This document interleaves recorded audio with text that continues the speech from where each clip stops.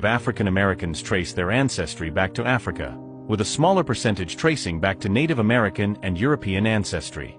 This is supported by genetic studies that show Africans make up 73.2% of African DNA, while Europeans account for 24% and Native Americans for 0.8%. Everyone starts to think that black slaves are their ancestors because of this. Were we to inform you that it's incorrect, though? That is what you have been told on purpose. In reality, research shows that nearly all African Americans, 98%, have Native American ancestry. What are they trying to conceal, and why were you deceived? Watch this video to find out. Tens of millions of native black Americans, or more accurately, Indians, lived in the Americas before Christopher Columbus arrived. You would never know it from hearing about it. But then they vanished altogether after 1492. So where were they all taken? Slaves from India ended up in many African and European countries. When that happens, we see how our previous understanding of the slave trade is skewed. The movement of black Indians from the Americas to Europe occurred before the Great Migration of Africans to the Americas. In return for African resources, they were then sent to Africa by Spain as commodities. After being wrongly labeled as African Americans, these black Indians were subsequently transported back to the United States and sold as slaves.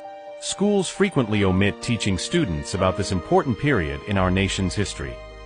Slaves from India were used in building projects, plantations, and mines by every European nation that settled in North America. Posts in Europe and the Caribbean received these slaves on a regular basis. South Carolina's historical records, which date back to 1670 when the English colony of Carolina was founded, offer the most reliable evidence of this practice. The English sent at least 50,000 Indians to their Caribbean colonies between 1650 and 1730. Some estimates put the number even higher. The government's tariffs and taxes were evaded by hiding many shipments.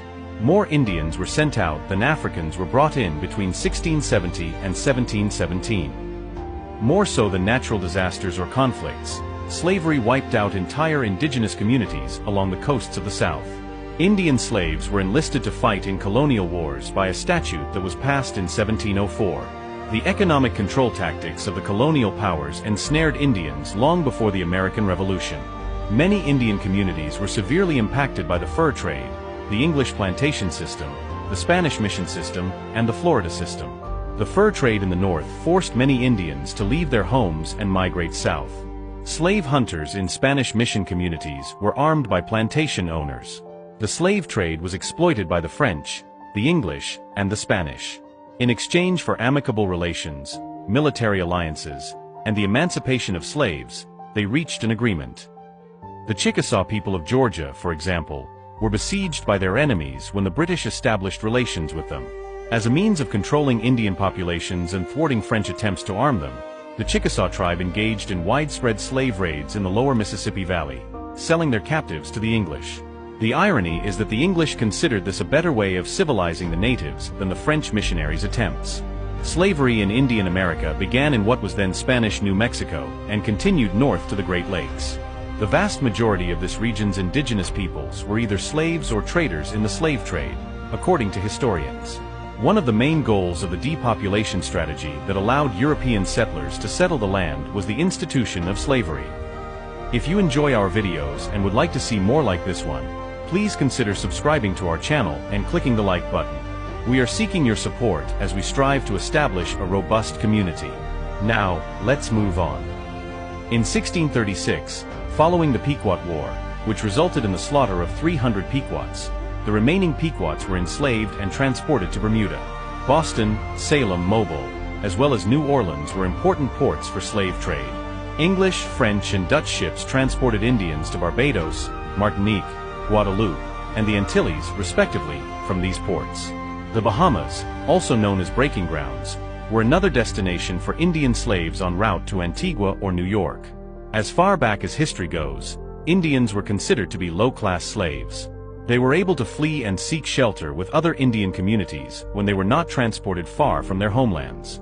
A large number of them perished on the transatlantic voyages or as a result of diseases brought over from Europe.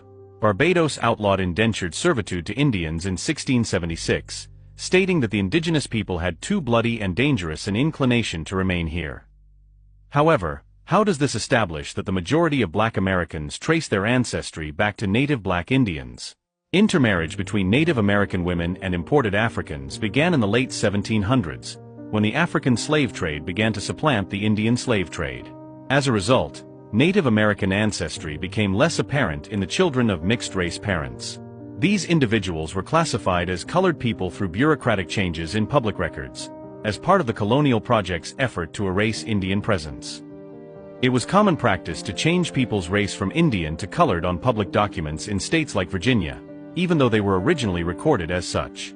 Because census takers often relied on physical characteristics to determine a person's racial identity, they sometimes incorrectly labeled people of mixed race as Black rather than Indian. People of Native American descent still live in today's world, but they are largely ignored by mainstream culture, especially in the Northeast. Additionally, this provides more evidence that modern-day Black Americans and native Black Indians are identical. They are in a similar position to the freedmen of the 5 civilized tribes, including the Cherokee, according to the United States Dawes Roll Administration's